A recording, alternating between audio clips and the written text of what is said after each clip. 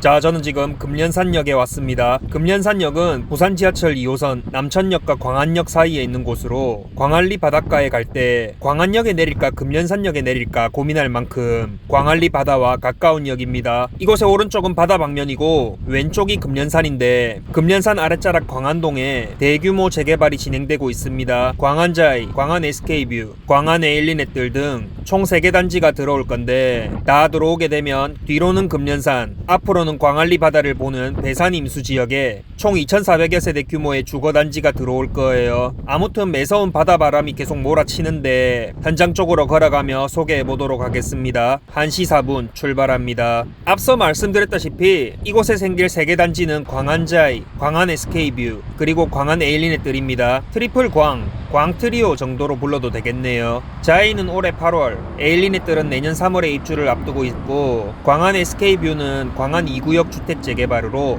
2019년 4월에 관리처분 인가가 나서 현재 2주 후 철거를 앞두고 있어요. 이 3개 단지가 모두 재개발이 완료되면 2,400여 세대 거대한 주거타운이 형성되기 때문에 이곳에 대한 관심도는 뜨겁습니다. 지금 제가 걷고 있는 이 길이 지하철역에서 집으로 가는 길이 될 테니 이곳의 상권도 더 좋아지겠네요. 아무튼 재개발 지역은 대로에서 한 블럭 안으로 들어가야 있습니다. 대로가 있는 곳은 완전 평지이고 이제 왼쪽으로 꺾어서 들어오니 이곳은 약간의 경사가 있습니다. 보통 경사의 정도를 가늠할 때 좀 더 직설적으로는 고바위인가 아닌가를 가늠할 때 여기를 유모차 끌고 갈 수 있을까 라는 질문으로 생각을 해보는데 이곳은 경사가 있긴 하지만 유모차 정도는 가볍게 끌 수 있는 정도인 것 같습니다. 상권들은 오래된 동네답게 참기름집도 있고 옛날 가게들이 많은 편이고 무려 BYC 가게도 있네요. 쌍방울 트라이의 대항마죠. 옛날에 이름 이니셜이 BYC인 친구가 있어서 팬티라고 놀렸던 기억이 나네요. 아무튼 쓸데없는 소리를 좀 했는데 대로에서 한 블럭 들어오니 참 조용하고 햇살도 잘 드는 동네이네요. 그리고 저 멀리에 올해 8월에 입주를 앞둔 광안자이, 일명 광자가 보입니다.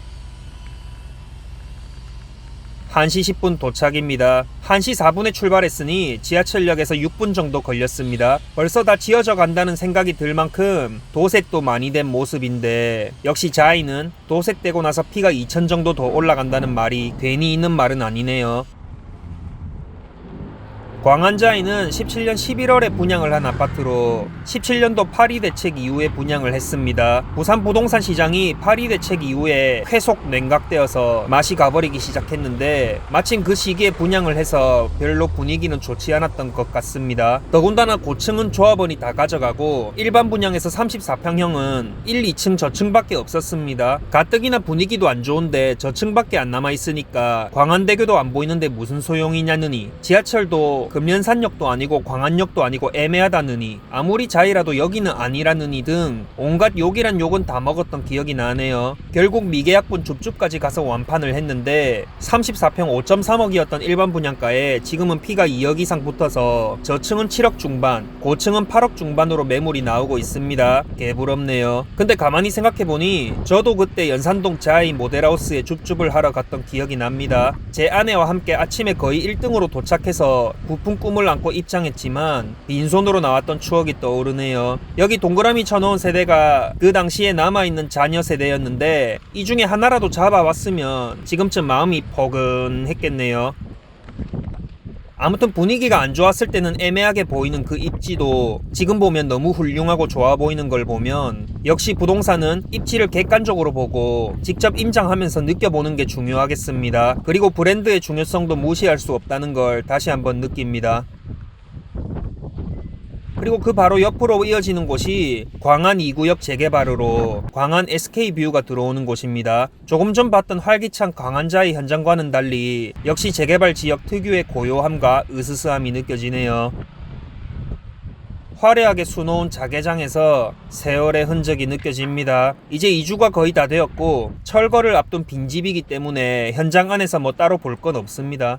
이곳에는 SK건설의 SK뷰 브랜드로 1237세대가 들어옵니다. 광트리오 중에 가장 세대수가 큰 단지이고 입지도 좋기 때문에 사실상 대장 단지라고 볼 수 있겠네요. 지하철 광안역 5분 내 역세권에 대단지, 큰 길을 건너지 않아도 되는 초등학교, 그리고 광안대교 조망까지 펼쳐지는 곳으로 누가 봐도 좋고 부러워할 단지가 되겠네요. 특히 39평 대형 평형이 앞동에만 있기 때문에 조합원 물건의 프리미엄이 4억을 훌쩍 넘기고 있습니다. 39평형 조합원 분양가가 4.9억 원에 프리미엄이 4.5억 원이라고 하면 총액이 9.4억 정도 되는 수준입니다. 평당 2,400만 원 정도가 된다는 말인데 누군가에게는 비싸게 보일 수도 있겠고 누군가에게는 싸게 보일 수도 있겠습니다. 광안대교 조망이 보이는 광안역 역세권 39평 집이 9억대이네요. 정말 개부럽습니다. 아무튼 동호수 추첨할 때 꽤나 쫄깃쫄깃하겠습니다.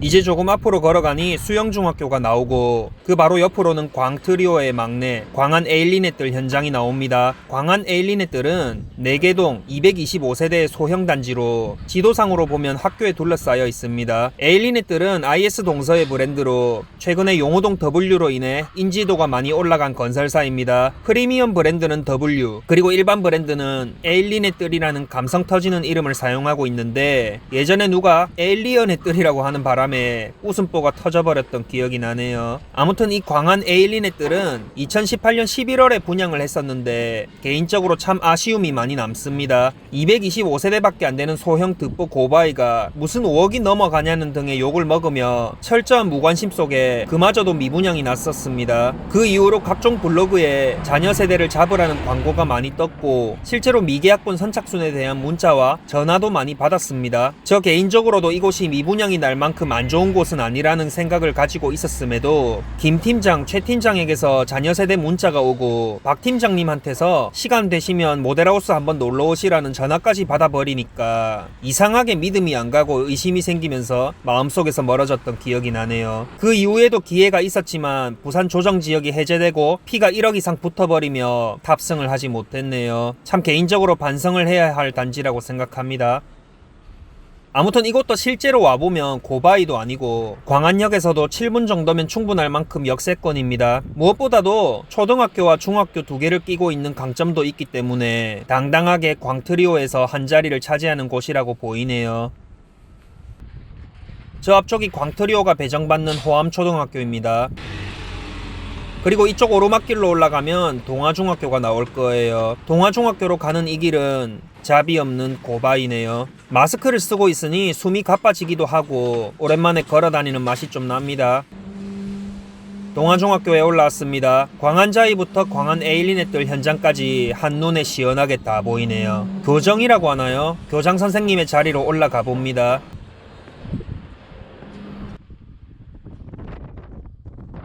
역시 교장 선생님이 서는 이곳이 알랄이네요. 요즘도 학생들이 운동장에 모두 모여서 정교 조회를 하는지는 모르겠습니다만 아무튼 멋진 풍경입니다. 오늘 봤던 현장들이 모두 보이고 심지어 광안대교 주탑도 한 개 보입니다. 광안대교 주탑이 총 2개인데 한 개 보일 때마다 5천만원씩 올라간다던데 여기서 이렇게 한 개가 보일 줄은 몰랐네요. 아무튼 광안 에일리넷들 그리고 광안자이 사이에 뚫린 저곳에 광안 2구역 SK뷰가 올라올 겁니다. 그렇게 되면 이곳에서 광안대교 뷰는 더 이상 안 보이겠지만 2400세대의 주거타운의 파워는 한층 더 탄탄해질 것 같습니다. 자, 이렇게 오늘 광트리오라고 불리는 광안자이, 광안 에일리넷들, 그리고 광안 2구역 재개발 현장을 돌아보았습니다. 광안동 재개발은 무엇보다도 부동산 흐름에 따른 심리를 공부해보기 좋은 지역이었다고 생각합니다. 지금 쳐다보면 도대체 그때 왜 안 샀지라는 마음이 들지만 또 그 당시에는 선뜻 사기 어려운 게 부동산입니다. 그만큼 지역과 물건, 그리고 흐름을 볼 수 있는 안목이 있어야지 하락장에서도 자신감 있게 투자할 수 있다고 생각되네요. 아무튼 이 지역은 이제 곧 신축이 될 분양권과 대장이 될 재개발 입주권이 동시에 있어서 분위기만 잘 이어간다면 마치 대연동 롯데캐슬 레전드와 대연 3구역처럼 서로 밀고 당겨주는 역할을 하게 될 것 같네요. 특히 광안 쌍용 예가와 함께 광안대교 뷰 가치의 바로미터 기능을 하게 될 곳이라서 기대가 됩니다. 입주를 기다리시는 분들 그리고 적기에 투자하신 분들 축하드립니다. 자, 그래서 오늘의 결론,